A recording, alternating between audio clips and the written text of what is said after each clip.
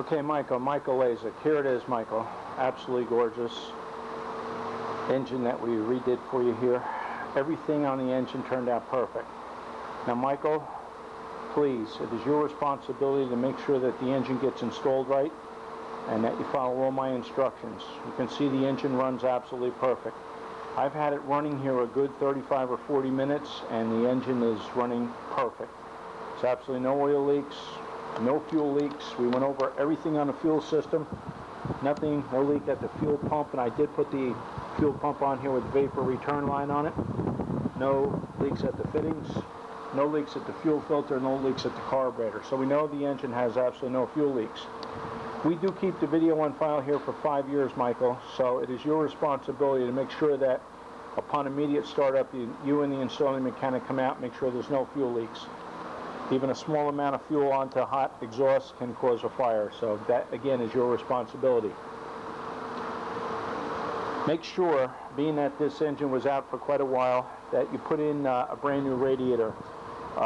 If your radiator was new before and you let it sit and dry out inside while you're waiting for the engine, it can ruin the radiator. Normally a mechanic will put coolant into the radiator while it's sitting, but if that radiator sat for a long time, you may have dried out inside and that would restrict your coolant.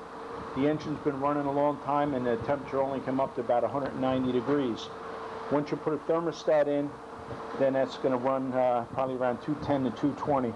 Thermostat housing I have on here now is pointed forward. I will turn it back for you because on the Pontiacs they come in from the rear on this side here. I'll turn that back for you. I looked it over close. There's absolutely no oil leaks, nothing at the timing cover, nothing at the harmonic balancer, nothing at the pan rail, nothing at the rear main seal, nothing at the valley pan or a distributor or valve cover. So we know the engine's sealed up tight. The engine runs good, it looks good. The rest is going to be up to you, Michael. You have to put this in and follow all my instructions.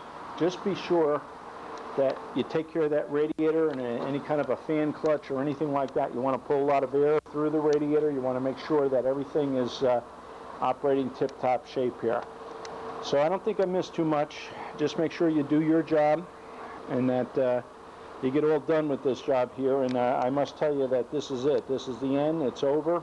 We've done a beautiful job for you here. The block was totally redone.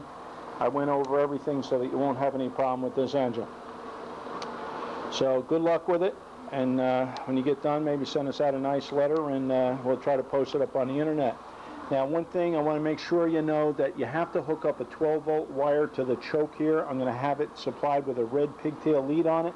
Make sure that gets hooked up to 12-volt key-controlled ignition, because that's what opens up your choke in the morning, and it's very important to keep your spark plugs burning clean. Timing is set and locked in place. I got a brand new distributor cap on here, a brand new coil mechanism, new wires, new plugs, all new filters. So once again, be sure you take care of your end of it. Make sure you're using some nice gauges and that you keep an eye on that temperature and make sure she's running nice and cool.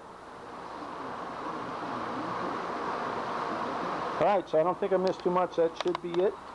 Thanks again. If you have any questions at all, just give Matt a call.